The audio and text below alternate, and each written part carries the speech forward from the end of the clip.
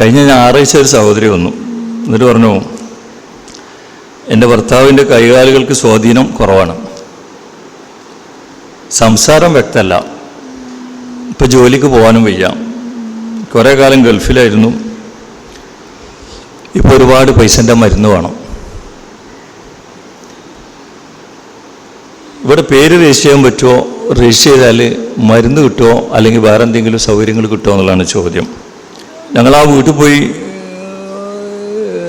സംസാരിച്ചപ്പോഴാണ് നൂറ്റാണ്ടിലധികം വിദേശത്ത് ജോലി ചെയ്തൊരു മനുഷ്യൻ, 25 കൊല്ലത്തിലധികം കാലം വിദേശത്ത് ജോലി ചെയ്ത് അവസാനം ഒരു രോഗിയായിട്ട് മടങ്ങിപ്പോകുന്നൊരു രംഗം.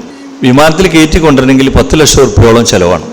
അതാ നാട്ടിലെ അവിടെയുള്ള ബന്ധപ്പെട്ട സംഘടനക്കാരും ആരൊക്കെ ചെയ്ത് ഒരുവിധം പറ്റുന്ന രീതിയിൽ വിമാനം കയറാവുന്ന രീതിയിൽ ഇവിടെ കൊണ്ടുവന്നു. ഇവിടെ കൊണ്ടുവന്നപ്പോഴേക്ക് കൈക്കും കാലിനും ഒക്കെ സ്വാധീനക്കുറവ്, സംസാരിച്ചിട്ട് മനസ്സിലാകണില്ല, പറയണത് അങ്ങോട്ട് മനസ്സിലാവും, തിരിച്ച് പ്രതികരിക്കാൻ കഴിയില്ല, ഒരുപാട് കാര്യം പറയാനുണ്ട്, പലതും കാണുമ്പോൾ കരച്ചിലുകൾ മാത്രമുള്ളൊരു മനുഷ്യൻ. അവസാനം ആ സഹോദരി പണിക്ക് പോകാൻ തുടങ്ങി. അത് ആ മനുഷ്യന് ആലോചിക്കാനും വയ്യ. ഓരോ വീടുകളിൽ പണിക്ക് പോകുമ്പോൾ 25 കൊല്ലം നൂറ്റാണ്ടിലധികം വിദേശത്ത് ജോലി ചെയ്ത ഒരു മനുഷ്യന് സ്വന്തം ഭാര്യ പണിക്ക് പോയിട്ട് വല്ലതും കിട്ടി, അതുകൊണ്ട് ഉപജീവനം മരുന്നും ഭക്ഷണം കഴിക്കേണ്ടി വരുമ്പോൾ ഉണ്ടാകുന്ന ഒരു മാനസികാവസ്ഥ, അത് പറഞ്ഞറിയിക്കാൻ അതിനവർക്ക് പറയാനും കഴിയില്ല, കരയാൻ മാത്രമേ ആ സഹോദരൻ കഴിയണുള്ളൂ. അവിടെ പോയി നോക്കുമ്പോൾ കാണുന്നൊരവസ്ഥയാണ്. അപ്പം നമ്മളൊക്കെ അതിൽ മനസ്സിലാക്കേണ്ടത് വെച്ചാൽ പരീക്ഷണങ്ങൾ ഏത് വഴിയാണ് കടന്നു വരിക എന്നറിയില്ല.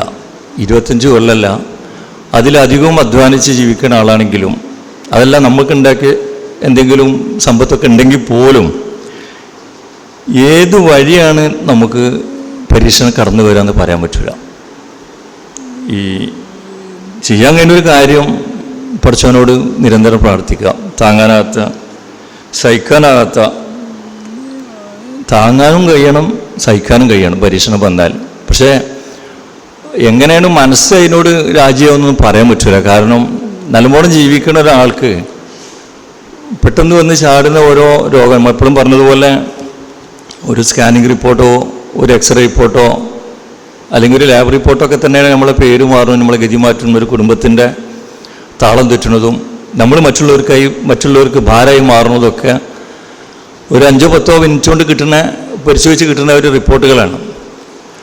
മണിക്കൂർ നേരെ MRI സ്കാനിങ് നടത്താൻ മെഷീനിൽ കൂടെ പോയി പുറത്ത് വന്ന് 3-ാമത്തെ ദിവസം കിട്ടുന്ന MRI റിപ്പോർട്ടിൻ്റെ ഓട് കൂടിയിട്ട് നമ്മളെ പേര് മാറി നമ്മൾ മറ്റുള്ളവർക്ക് ഭാരമായി പോകുന്ന ഒരുപാട് അനുഭവങ്ങൾ. അപ്പോൾ ഒന്ന് നമ്മൾ നിരന്തരം പ്രാർത്ഥിക്കുക. പിന്നെ നമുക്ക് ചെയ്യാൻ കഴിയുന്നത് വെച്ചാൽ ആ പ്രാർത്ഥിച്ച് കിട്ടുന്ന ആ അനുഗ്രഹങ്ങൾ, ആനുകൂല്യമൊക്കെ തന്നെ നമ്മളെ നാളത്തേക്ക് വേണ്ടി നേരത്തെ കുഞ്ഞുമോൻ പറഞ്ഞത് നമ്മൾ സമ്പാദിക്കുന്ന സമ്പത്ത് എന്നുള്ളത് കറൻസി മാത്രമല്ല, അതാണ് ഈ ആരോഗ്യം ഒരു വലിയ സമ്പത്താണ്. ഈ സമ്പത്തിൻ്റെ വില അറിയാതെ പോകണ്ട. ഈ സമ്പത്ത് സത്യത്തിൽ കോടിക്കണക്കിൽ ഉറുപ്പ്യൻ്റെ ആസ്തിയുള്ള ആളുകളാണ്. നമ്മൾ പറഞ്ഞാൽ ആൾക്കാർ എന്താണ് കോടി എന്ന് ചോദിച്ചാൽ, നമ്മളിപ്പോൾ ഇന്ന് നേരത്തെ പറഞ്ഞ പോലെ സോഷ്യൽ മീഡിയയിലൊക്കെ നമുക്ക് കാണാൻ പറ്റും ഓരോ അവയവം കിട്ടാൻ പാടുന്ന അവസ്ഥ. ലിവറിൻ്റെ ഒരു കഷത്തിന് 40 ലക്ഷം ഉറുപ്പ്യ കൊടുത്തൊരു കേസ് പരിചയമുണ്ട്. കിഡ്നി 35 ലക്ഷം, 40 ലക്ഷം, 30 ലക്ഷമൊക്കെ കിഡ്നിക്ക് ചിലവാകുന്നുണ്ട്. അപ്പോൾ പൈസ മാത്രമല്ല അല്ലാതെ ഈ ഓരോ അനുഗ്രഹം, നേരത്തെ പറഞ്ഞ ഇൻഹേലർ ഇല്ലാതെ ശ്വസിക്കാൻ കഴിയുന്നതും, പെയിൻ കില്ലിംഗ് ഇല്ലാതെ സമാധാനം നടക്കാൻ പറ്റുന്നതും, ഉറക്കഗുളികയില്ലാതെ ഉറങ്ങാൻ പറ്റുന്നതും, മറ്റുള്ളവരാ സഹായം കിട്ടാതെ മറ്റുള്ള കാര്യങ്ങൾക്ക് നടന്നു പോവുക എന്നൊക്കെ തന്നെ പഠിച്ചോൻ തന്നെ ഒരുപാട് അനുഗ്രഹങ്ങളാണ്. ആ അനുഗ്രഹങ്ങൾ എങ്ങനെ ഫലപ്രദമായി ഉപയോഗപ്പെടുത്തുന്നുള്ളത് നമ്മൾ ഓരോ ദിവസവും ഇങ്ങനെ ആലോചിച്ചുകൊണ്ടിരിക്കും. പഠിച്ചോൻ എനിക്ക് കിട്ടിയ ഈ കാഴ്ച ഞാൻ എങ്ങനെ ഫലപ്രദമായിട്ട് ഉപയോഗപ്പെടുത്തും, പഠിച്ചോൻ എനിക്ക് കിട്ടിയ ഈ കേൾവി എങ്ങനെ എൻ്റെ നാളത്തേക്ക് വേണ്ടിയിട്ട് എനിക്ക് ഉപകാരപ്പെടുത്തും. പഠിച്ചോനെ ഒരു ഇൻഹേലറിൻ്റെ ആവശ്യമില്ലാതെ യഥേഷ്ടം സംസാരിക്കാൻ കഴിയുന്ന ഈ കഴിവൊക്കെ എങ്ങനെ എൻ്റെ നാളത്തേക്ക് വേണ്ടി സമ്പാദിക്കാനാവും. പഠിച്ചോനെ നല്ല കൈക്കെഴുത്തുള്ള കയ്യും ബുദ്ധിമുട്ടൊന്നുമില്ലാത്ത കാലും എങ്ങനെ ഉപയോഗപ്പെടുത്തിയിട്ട് എങ്ങനെ പഠിച്ചവൻ്റെ അടുത്തേക്ക് നാളേക്ക് സമ്പാദിക്കാനാവും. അപ്പോൾ കറൻസി സമ്പാദിക്കുക എന്നുള്ളത് മാത്രമല്ല, ഈ കിട്ടിയ ശരീരം കൊണ്ടും നാളത്തേക്ക് വേണ്ടി സമ്പാദിക്കാം. അപ്പോൾ നമ്മൾ പ്രാർത്ഥിക്കാം, നമ്മളെല്ലാവരും പ്രാർത്ഥിക്കണം. ഒരുപാട് വട്ടം നമ്മൾ ചർച്ച ചെയ്താണ്. അല്ലാഹുമ്മ ഇന്നി അഊദു ബിക മിൻ സവാലി നിഅമതിക വതഹവ്വുലി ആഫിയതിക വഫുജാതി നിഖമതിക വജമീഅ സഖതിക. അല്ലാഹു, നിൻ്റെ അനുഗ്രഹങ്ങൾ നീങ്ങിപ്പോകുന്നതിൽ നിന്നും ആശ്വാസം മാറി മറിയുന്നതിൽ നിന്നും പൊടുന്നനെയുള്ള നിൻ്റെ ശിക്ഷയിൽ നിന്നും എല്ലാത്തരം കോപങ്ങളിൽ നിന്നും ഞാൻ നിന്നോട് രക്ഷ തേടുന്നു. അപ്പോൾ ഇപ്പോഴുള്ള ആരോഗ്യം, സമ്പത്ത്, അറിവ്, ഇതൊക്കെ നമ്മളെ സമ്പാദ്യമാണ്. സമ്പത്ത് മാത്രമല്ല, അറിവ് നമ്മളൊരു സമ്പാദ്യമാണ്. ആരോഗ്യം നമ്മുടെ വലിയൊരു സമ്പാദ്യമാണ്. സമ്പത്തും നമ്മളെ ഒരു സമ്പാദ്യം തന്നെയാണ്. അതുപയോഗിച്ച് നാളേക്ക് വേണ്ടി സമ്പാദിക്കുക എന്നതാണ്. 4 കാര്യങ്ങളെക്കുറിച്ച് ചോദ്യം ചെയ്യപ്പെടാതെ പരലോകത്ത് ഒരടിമയുടെയും കാല് നീങ്ങിപ്പോവില്ല എന്ന് പറഞ്ഞ പ്രസിദ്ധമായ ഒരു ഹദീസിൽ പറഞ്ഞത് തൻ്റെ ആയുസ് എന്തിനാണ് വിനിയോഗിച്ചതെന്നും അതിൽ പ്രത്യേകിച്ച് യുവത്വം, തൻ്റെ അറിവ് കൊണ്ട് എന്താണ് പ്രവർത്തിച്ചതെന്നും തൻ്റെ സമ്പത്ത് എവിടെ നിന്നാണ് സമ്പാദിച്ചത്, എവിടെ ചെലവഴിച്ചത്. അപ്പോൾ ഇതിൽ പറഞ്ഞ പ്രധാനപ്പെട്ടൊരു കാര്യം ആരോഗ്യം എന്നുള്ളതാണ്. മറ്റൊരു ഹദീസിൻ്റെ ആശയത്തിൽ പറഞ്ഞ അധിക മനുഷ്യർ നഷ്ടത്തിലാണ്. അത് ആരോഗ്യവും ഒഴിവു സമയമാണ്. അപ്പോൾ ഇതൊക്കെ എന്തിനാണ് ചെലവഴിച്ചതെന്ന് ചോദിക്കാതെ പഠിച്ചവൻ നമ്മളെ വിടൂല എന്ന് പറയുമ്പോൾ, അപ്പോൾ നമ്മൾ രാത്രി കിടക്കുമ്പോൾ പഠിച്ചവനെ രാവിലെ എത്ര മണിക്ക് നീക്കണോ സുബൈൻ്റെ 1 മണിക്കൂർ മുമ്പ് അലാറം വെച്ചിട്ട് നീച്ചിട്ട് കുറച്ച് നേരം പഠിച്ചുകൊണ്ടിട്ട് എനിക്ക് സംസാരിക്കണം. പഠിച്ചവൻ എനിക്കൊരു തഹജ്ജുദ് നിസ്കരിക്കണം, എനിക്ക് കുറച്ച് ദുആ ദിക്റുകൾ ഇസ്തിഗ്ഫാറുകളൊക്കെ ചെല്ലണം, അത് സുബൈൻ്റെ മുന്നേ ആയിരിക്കണം. പഠിച്ചവൻ എനിക്ക് തൗഫീഖ് കൊണ്ടാണ്. നമുക്ക് രാത്രി കിടക്കുമ്പോൾ നമുക്ക് ഒരു നെയ്യത്താണ് പഠിച്ചവനെ. ആ നെയ്യത്തിൽ അഥവാ നമ്മൾ മരിച്ചു പോയാൽ നമുക്കൊരു പക്ക നെയ്യത്തുണ്ട്, അലറാൻ നമ്മൾ വെക്കുന്നുണ്ട്. 1/2 മണിക്കൂർ നീക്കണം, 2 പേജെങ്കിലും ഓതണം, കുറച്ച് ഇസ്തിഗ്ഫാർ ചെയ്യണം, കുറച്ച് സലാത്തുകൾ ചെല്ലണം, കുറച്ച് നേരം തഹജ്ജുദ് നിസ്കരിക്കണം, കുറച്ച് നമുക്ക് വേണ്ടി പ്രാർത്ഥിക്കണം, നമ്മൾ ഏറ്റെടുത്ത പ്രവർത്തനങ്ങൾക്ക് വേണ്ടി പ്രാർത്ഥിക്കണം. ലോകത്തിലുള്ള മുഴുവൻ മനുഷ്യന്മാരും പ്രത്യേകിച്ച് സമുദായത്തിലെ ആളുകൾ അനുഭവിച്ചുകൊണ്ടിരിക്കുന്ന വേദനകൾ ഒരുപാട് വലുതാണ്. പഠിച്ചവൻ ഇതിന് ഒരു അറുതി വരുത്താൻ പ്രാർത്ഥിക്കണം. ദിശാബോധമുള്ള സമുദായ നേതൃത്വം ഉണ്ടാകാൻ വേണ്ടി പ്രാർത്ഥിക്കണം. കുറേ കാര്യങ്ങൾ, ഇതൊക്കെ ഒരുപാട് സമയമൊന്നും വേണ്ട. ഈ പറഞ്ഞ 1/2 മണിക്കൂറുണ്ട് ഇതൊക്കെ തീരും. അധികമുള്ളവർക്ക് അധികം ചെയ്യാം. 1/2 മണിക്കൂറുണ്ടെങ്കിൽ ഇതൊക്കെ ചെയ്ത് തീർക്കാൻ പറ്റും. അത് കഴിഞ്ഞിട്ട് വേറെ നെയ്യത്തും കൂടിയാണ്. പഠിച്ചവനെ രാവിലെ എന്തെങ്കിലും ഒരു നന്മ എനിക്ക് ഒരുപാട് തിന്നണല്ലോ, കിട്ടുകയാണെങ്കിൽ രാവിലെ നീക്കുകയാണെങ്കിൽ ഞാൻ ഇതൊക്കെ ചെയ്യും. ഇപ്പോൾ കഴിഞ്ഞ ആഴ്ച മറ്റൊരു സഹോദരന് അദ്ദേഹത്തിൻ്റെ ഭാര്യയും കൂട്ടി വന്നു. വന്നപ്പോൾ തന്നെ ഒരു ഭാഗത്തേക്കാണ് നോക്കണത്. കഴുത്തൊരു ഭാഗത്തേക്കാണ്, കയ്യൊരു ഭാഗത്തേക്കാണ്, കാലൊരു ഭാഗത്തേക്കാണ്.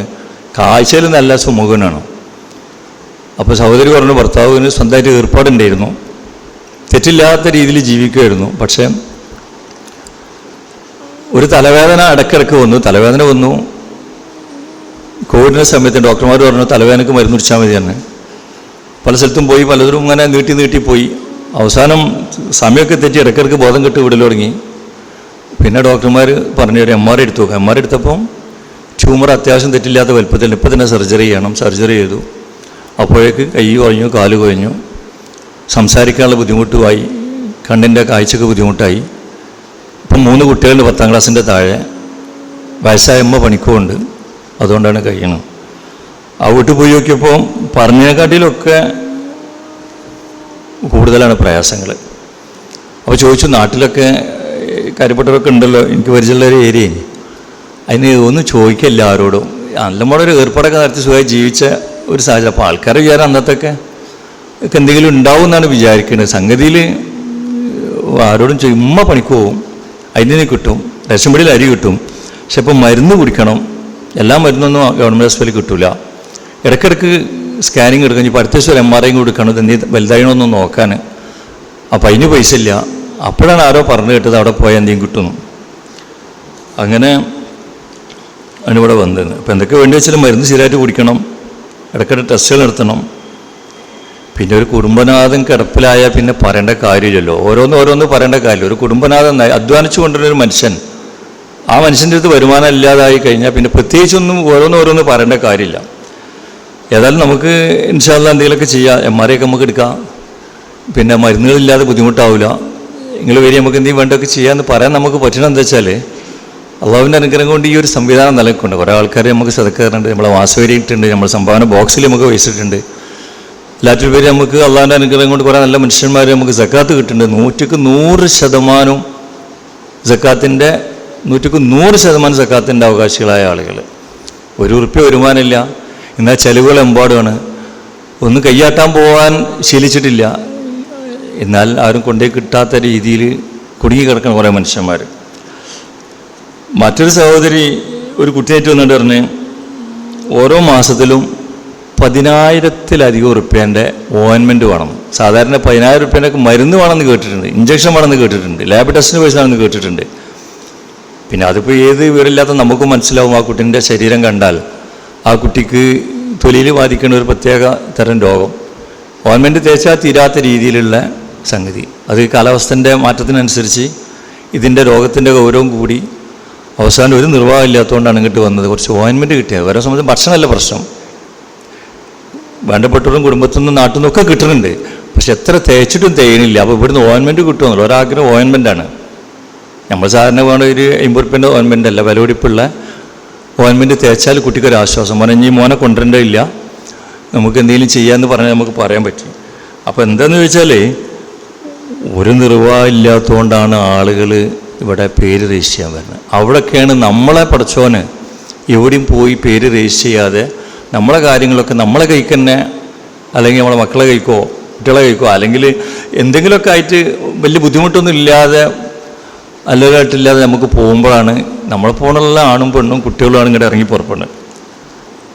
മറ്റൊരു 2 സഹോദരിമാരോട് വന്നിട്ട് പറഞ്ഞു, ആ വീട്ടിലൊരംഗത്തിന് 37 വയസ്സ്, കാല് തരിപ്പ്, കാല് വേദന, നടക്കാൻ ബുദ്ധിമുട്ട്, ചവിട്ടുറക്കില്ല. ഡോക്ടറെ കാണിച്ച് ഡോക്ടർ MRI സ്കാനിങ് എടുക്കാൻ പറഞ്ഞ് MRI എടുത്ത് നെറ്റലുമ്മൽ വലിയ ട്യൂമർ വലുതായിട്ടുണ്ട്, പെട്ടെന്ന് സർജറി ചെയ്യണം. സർജറിയൊക്കെ നല്ലതാണ്, സർജറി ഇല്ലെങ്കിൽ ഇതൊന്നും നടക്കില്ല. പക്ഷെ സർജറി ചെയ്താൽ പിന്നെ നടക്കില്ല. അത്രയും പ്രശ്നങ്ങളാണ്. നിങ്ങൾക്ക് ഭാഗ്യമുണ്ടെങ്കിൽ നടക്കുള്ളൂ. പറ്റെങ്കിൽ നിങ്ങളൊക്കെ ആണെങ്കിൽ ഇപ്പോൾ സർജറി ചെയ്യുക. സർജറി ചെയ്തു, ആരൻ്റെ ഇപ്പോൾ തളർന്നു വീൽ ചെയറിൽ. ജീവിതത്തിൻ്റെ ഗതി മുട്ടി, 2 ചെറിയ കുട്ടികൾ, ഒരു വരുമാനമില്ല. എന്തെങ്കിലും കിട്ടിയാൽ മതി എന്നുള്ള കുടുംബത്തിലെ ആൾക്കാർ ഇങ്ങോട്ട് കയറി വരണം. അതുപോലെ 2 മാസം മുമ്പ് ഒരു താത്ത എന്നിട്ട് പറഞ്ഞു, 29 വയസ്സായ മകന് വയറിൽ ക്യാൻസർ അതിന് സർജറി ചെയ്തു. 2 മാസം മുമ്പ് അവിടെ പോയി കണ്ടു. നമുക്ക് എന്തെങ്കിലും ഒരു പെൻഷൻകാരൊക്കെ ചെയ്യാനൊക്കെ ഏർപ്പാട് ചെയ്തു. മിഞ്ഞാന്ന് വിളിച്ചിട്ട് പറഞ്ഞു അസുഖം കൂടി, ഡോക്ടറെ കാണിച്ചു, വീണ്ടും സ്കാനിങ് എടുത്തു. 1.5 കിലോ വലിപ്പമുള്ളൊരു മുഴ ഡോക്ടർമാർ സർജറി ചെയ്ത് മാറ്റുന്നുണ്ട്. ഇന്ന് തലശ്ശേരിയിൽ അഡ്മിറ്റ്, ഇന്ന് രാവിലെ പോകണം, സുബൈൻ്റെ മുന്നിൽ പോകണം. 12 മണിക്കൂർ നീണ്ടുന്ന സർജറിയാണ്. ഒരുപാട് ലക്ഷം ഉറുപ്പ്യ വേണം. എന്തെങ്കിലും ഒന്ന് ചെയ്യാം. അന്ന് പറഞ്ഞപ്പോൾ നമുക്ക് പരിചയമുള്ള വേറെ ടീമിനെ വിളിച്ച് പറഞ്ഞു, കുറച്ച് പൈസ കൊടുത്തയച്ച്, ചെറിയൊരു പൈസ നമ്മളും കൊടുത്തു. ഇന്നലെ അൽഹംദുലില്ലാഹ് സക്കാത്ത് ഫണ്ടിൽ നിന്ന് വേറൊരു പൈസ പെട്ടെന്ന് തന്നെ ഇവിടെ ഏർപ്പാട് ചെയ്ത് കൊടുത്തു. അൽഹംദുലില്ലാഹ് ഒരു സുബൈക്ക് ഒരു തലശ്ശേരിക്ക് പോയി കാണാം. ഒരു സർജറിക്ക് വേറെ മേലെ സർജറി, ഒരു രോഗത്തിന് വേറൊരു രോഗം. ഇതൊക്കെ നമ്മളെപ്പോണം നടക്കുന്നതിൻ്റെ ഇടയിൽ വന്ന തലവേദനകളും കാലുതെരിപ്പും ഉരവേദനകളും തലവേദനകളും ശ്വാസതടസ്സങ്ങളും കാല് നീര് വന്നതും ഇതൊക്കെ തന്നെയാണ് പേരുമാറി പിന്നെ അങ്ങനെ അങ്ങോട്ട് ആയി മാറണം. അപ്പോൾ നമ്മളൊക്കെ ഇന്ന് രക്ഷപ്പെട്ട് പഠിച്ചോ ഇതുവരെ തന്നതിന് നമ്മൾ പഠിച്ചോന് കൊടുക്കേണ്ടതൊക്കെ ഒരുപാട് ഉണ്ടാവും. അപ്പോൾ ആ അർത്ഥത്തിൽ കാര്യങ്ങളൊക്കെ നല്ല രീതിയിൽ നീക്കാൻ പഠിച്ച നമുക്ക് തൗഫീഖ് കേട്ടെ. ഇന്നലെ നമുക്ക് വേണ്ടപ്പെട്ട ഒരു സഹോദരൻ, ഇതിൽ പലർക്കും അറിയണതാണ്, 2 പ്രാവശ്യം ബ്രെയിൻ ട്യൂമർ സർജറി കഴിഞ്ഞു. ഇന്നലെ രാവിലെ ഒരു ഫോണ്, ബഷീറാക്ക പരീക്ഷണത്തിൽ വേറെ മറ്റൊരു പരീക്ഷണം കൂടി ആയിട്ടുണ്ട്. MRI എടുത്തു, ബോധം കെട്ട് ബാത്റൂമിൽ വീണു, വേറെ പണിസ്ഥലത്ത് വീണു. 2 സർജറി മുമ്പ് ചെയ്തതിൻ്റെ പലരും കൈക്കും കാലിനും ബലക്ഷയം വന്നില്ലെങ്കിലും ആരെ മുന്നിലും അഭിമാനം പണപ്പെടുത്താതെ ഉള്ളതുകൊണ്ട് ജീവിച്ച് വളരെ ഭംഗിയായിട്ട് പോകുന്നൊരു സഹോദരൻ. അപ്പോൾ ഞാൻ വരാറ് ഞാനും പെണ്ണുങ്ങളോടെ കയറി ചെന്നപ്പോൾ ഇവിടെ നിന്നും സർജറി ചെയ്താൽ കിട്ടുന്നതിൽ അപ്പുറത്താണ്, തല തുറക്കണം, 3ാമതും അത് ഇവിടെ ചെയ്യണമെങ്കിൽ ഒരുപാട് പൈസ ആവും, നിങ്ങൾ വെല്ലൂർ പോയിക്കോളിയാണ്. വെല്ലൂർക്കുള്ള തയ്യാറെടുപ്പിലാണ് വരും. കുറേ മുമ്പ് ചെയ്തൊരു സർജറി അന്ന് ഫുള്ളെടുത്ത് കളയാൻ പറ്റിയിട്ടില്ലായിരുന്നു, സ്ഥലം അങ്ങനെ ആയതുകൊണ്ട്. പക്ഷെ ഇപ്പോൾ കൊല്ലങ്ങൾക്ക് ശേഷം അത് വലുതായി, അതിൻ്റെ ലക്ഷണങ്ങൾ കണ്ടു തുടങ്ങി, സർജറിക്കുള്ള തയ്യാറെടുപ്പിലാണ്. അപ്പോൾ ഇങ്ങനത്തെ ഓരോ സ്ഥലങ്ങളിലൊക്കെ നമ്മൾ പോകുമ്പോഴേ കാണാനും കേൾക്കാനും ഒക്കെ നല്ല പാടായിരിക്കും. ഓരോ പറയുമ്പോൾ കുറേ കരച്ചിലുകളുണ്ട്. ഈ കരച്ചിലുകളൊക്കെ ഒരു പറച്ചിലായിട്ട് കൂട്ടിയിട്ട് കേൾക്കല്ലാതെ നിവൃത്തി ഉണ്ടാവില്ല. പലരും കരയുമ്പോൾ അത് ഓഫീസിൽ രജിസ്റ്റർ ചെയ്യാൻ വരുമ്പോഴാണെങ്കിലും നമ്മുടെ സഹോദരിമാരൊക്കെ കരല്ലേ എന്ന് പറഞ്ഞ് ഞാൻ അവരോട് കരല്ലെന്ന് പറയില്ല, ഓരോ നിർത്തലാണ്.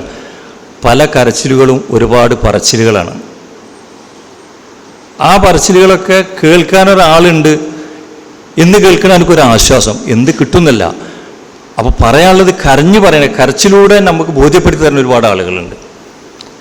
അപ്പോൾ കരയുമ്പോൾ കരണ്ടെന്ന് പറഞ്ഞതിന് പകരം ആ കരച്ചിലുകളൊക്കെ ഒരു പറച്ചിലാക്കി കേട്ട് അതിനൊരു പരിഹാരം ഉണ്ടാക്കാൻ വേണ്ടി പരിശ്രമിക്കുക എന്നുള്ളതാണ് നമ്മൾ ഓരോരുത്തരും ബാധ്യത. ആ അർത്ഥത്തിലാണ് നമ്മളിവിടെ ഇരിക്കുന്ന ഓരോ പ്രവർത്തകന്മാരുണ്ടാകേണ്ടത്. ഏതായാലും നല്ല വർത്തനമൊക്കെ പറയും, അരിണാദീസുമായത്തോ നല്ല വർത്തനമൊക്കെ പറഞ്ഞ് സമാധാനിപ്പിച്ച് തിരിച്ചു പോരും. സഹോദരിമാരും നമുക്കൊക്കെ അള്ളാഹു തന്ന അനുഗ്രഹങ്ങൾ എത്ര വലുതാണ്.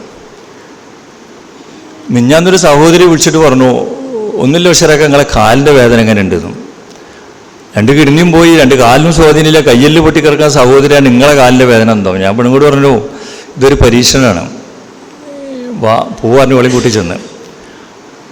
അപ്പോൾ ഒരു പുതപ്പിൽ കുത്തിരിക്കുന്നുണ്ട്, ഒരു വീൽ ചെയറിൽ ഒരു പുതപ്പ് വിരിച്ചിട്ടുണ്ട്.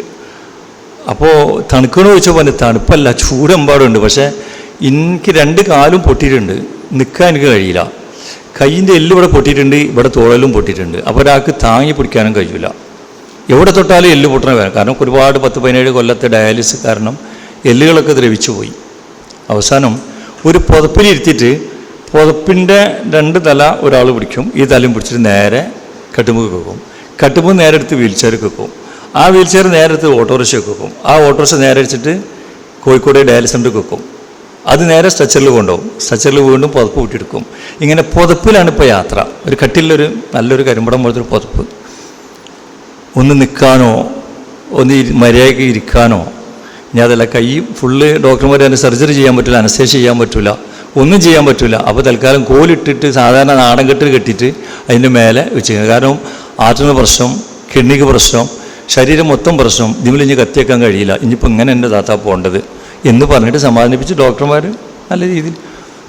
അപ്പോൾ എൻ്റെ കാലുവേദന ചോദിക്കാനാണ് വിളിച്ചത്. അവിടെ ചെന്ന് നോക്കുമ്പോൾ കാലുവേദന പോയി, എല്ലാം പോയി. അപ്പം നമ്മൾ മനസ്സിലാക്കേണ്ടത് വെച്ചാൽ ഈ പറഞ്ഞ സഹോദരിമാരും സഹോദരന്മാരും ഒക്കെ വളരെ മോശക്കാരും, ഈ നല്ലവണ്ണം നടക്കുന്ന നമ്മളൊക്കെ ഒരുപാട് അനുഗ്രഹത്തിന് പാത്രമായി, നമ്മളൊക്കെ ഒരുപാട് അനുഗ്രഹിച്ച ഒരു പഠിച്ചവൻ്റെ തൃപ്തി കരസ്ഥാക്കിയ നല്ല മനുഷ്യന്മാരെന്ന് എന്തായാലും പറയാൻ പറ്റില്ലല്ലോ. ഈ പറഞ്ഞപ്പോൾ ഞാൻ കുറേ സഹോദരിമാരുടെ അവസ്ഥ പറഞ്ഞു. ഈ സഹോദരിമാർക്ക് ഈ ഭർത്താവിന് വയ്യാതായാൽ അനുഭവിക്കുന്ന സഹോദരിമാർ, ഭർത്താവ് മരിച്ചു പോയാൽ അനുഭവിക്കുന്ന മക്കളെ വേദനകൾ, കുടുംബനാഥന് കെട്ടുമ്പലും കിടപ്പിലും RCCയിലും ഇതുപോലുള്ള വലിയ വലിയ ഹോസ്പിറ്റലിൽ പോകുമ്പം ഭാര്യയും മക്കളും അനുഭവിക്കുന്ന വേദനകൾ അനുഭവിക്കുന്ന ആളുകൾ വളരെ മോശം ചെയ്തുകൊണ്ടവരൊക്കെ അങ്ങനെയും അല്ല, നമ്മളൊക്കെ ഭയങ്കരമായ പഠിച്ചവൻ്റെ അടുത്ത ആളുകളായതുകൊണ്ട് നമ്മളൊക്കെ ഇങ്ങനെയും എന്നൊന്നും ഇപ്പം നമുക്ക് ചിന്തിക്കാൻ പറ്റൂലല്ലോ. അതൊക്കെ കാണുമ്പോഴാണ് അള്ളാഹു തആല നമുക്ക് തന്ന അനുഗ്രഹത്തിൻ്റെ തോത്, അള്ളാഹ് നമുക്ക് തന്ന അനുഗ്രഹങ്ങളെ പറ്റി നമുക്ക് മനസ്സിലാകാം. പലതരം പ്രാർത്ഥനകൾ വിശ്വാസം പഠിപ്പിച്ചു. ഒരു പ്രാർത്ഥന നിങ്ങൾക്കൊക്കെ അറിയണമെങ്കിൽ ഒന്നും യാ ഹയ്യു യാ ഖയ്യൂം ബിറഹ്മതിക അസ്തഗീസ് അസ്ലിലി ശഗിനി കുല്ലഹു വലാ തക്ലിനി ഇലാ നഫ്സി തർഫത ഐനി. എന്നും ജീവിച്ചിരിക്കുന്നവനെ, എല്ലാം നിയന്ത്രിക്കുന്നവനെ, നിൻ്റെ കാരുണ്യം മുഖേന ഞാൻ നിന്നോട് സഹായം തേടുന്നു. എൻ്റെ കാര്യങ്ങൾ മുഴുവനും എനിക്ക് നീ ഗുണകരമാക്കി തരണമേ. കണ്ണിമ വെട്ടുന്ന സമയം പോലും എന്നെ നീ എന്നിലേക്ക് ഏൽപ്പിക്കരുതേ. അപ്പോൾ കണ്ണിമ വെട്ടുന്ന സമയം പോലും നമുക്ക് ഏൽപ്പിച്ചാൽ നമ്മളുണ്ടാക്കിയ സമ്പത്തും നമ്മളുണ്ടാക്കിയ സുഹൃദ്വലയങ്ങളും ഒന്നും നമുക്ക് ഫലപ്രദമല്ല, പടച്ചോ നമ്മൾ സഹായിച്ചെങ്കിലില്ലാതെ. അതുപോലെ തന്നെ മറ്റൊരു പ്രാർത്ഥന, അള്ളാഹു മുഖ്ഫിനി ബി ഹലാലിക അൻ അറാമിക വഇനി ബി ഫളിക അമ്മൻ സിവാക്. അള്ളാഹു നീ അനുവദിച്ചത് കൊണ്ട് എനിക്ക് മതിവരുത്തി, നീ നിഷിദ്ധമാക്കിയ കാര്യങ്ങളിൽ നിന്ന് നീ വിട്ടു നിർത്തണമേ. അള്ളാഹുവെ നീ അനുവദിച്ചത് കൊണ്ട് എനിക്ക് മതിവരുത്തി, നീ നിഷിദ്ധമാക്കിയ കാര്യങ്ങളിൽ നിന്ന് എന്നെ വിട്ടു നിർത്തണമേ. നിൻ്റെ ഔദാര്യം കൊണ്ട് എനിക്ക് ഐശ്വര്യം വരുത്തി, നീ അല്ലാത്തവരുടെ ഔദാര്യം ചോദിക്കുന്നതിൽ നിന്ന് എന്നെ വിട്ടു നിർത്തണമേ. അപ്പോൾ സത്യത്തിൽ ഒരു പ്രതിസന്ധി വന്നാൽ നമ്മൾ അല്ലാത്തടത്തൊക്കെ പോണ കുറേ സംഗതികൾ കാണേണ്ടി എല്ലാ അർത്ഥത്തിലും. അപ്പോൾ അള്ളാഹുവിനോട് ചോദിച്ചാൽ അള്ളാഹു തന്നെ നമ്മളെ പ്രശ്നങ്ങൾക്ക് പരിഹാരം ഉണ്ടാക്കി തരണം. അള്ളാഹുവിൻ്റെ ഔദാര്യം കൊണ്ട് നമുക്ക് ഐശ്വര്യം തരണം. മറ്റുള്ള സ്ഥലത്തേക്ക് നമ്മൾ പോകണ ഒരവസ്ഥ നമുക്ക് വരരുത്. അതിന് നമുക്കുള്ള ഒരേ ഒരു വഴി കിട്ടിയ അനുഗ്രഹങ്ങളൊക്കെ ഫലപ്രദമായി ഉപയോഗപ്പെടുത്തി പഠിച്ചവൻ്റെ മാർഗിൽ പരിശ്രമിക്കണം. നമുക്കൊക്കെ ഈ കിട്ടിയ അനുഗ്രഹങ്ങൾ ഫലപ്രദമായി ഉപയോഗപ്പെടുത്തിയാലേ കുറേ ആളുകൾക്ക് വീടാവും, സ്ഥലമാവും, ഒക്കെ ആവും. അപ്പോൾ ഈ തന്ന എല്ലാ ആളുകൾക്കും ഉള്ള നല്ല പ്രതിഫലം കൊടുക്കട്ടെ. നമ്മളെ സഹായിക്കുന്ന നാട്ടിലും പുറത്തൊക്കെയുള്ള കുറേ സഹോദരന്മാരുണ്ട്, ചെറുതും വലുതൊക്കെ എല്ലാവർക്കും പഠിച്ച നല്ല പ്രതിഫലം കൊടുക്കട്ടെ. അതുപോലെ ഓരോ തൊഴിലിൽ ബർക്കത്തൊക്കെ കൊടുക്കട്ടെ. നമുക്കും മരിക്കണ വരെ ഈ മാർഗത്തിൽ അങ്ങനെ പോയി നല്ലവണ്ണം പ്രവർത്തിക്കാൻ തൗഫീക്ക് ചെയ്യട്ടെ.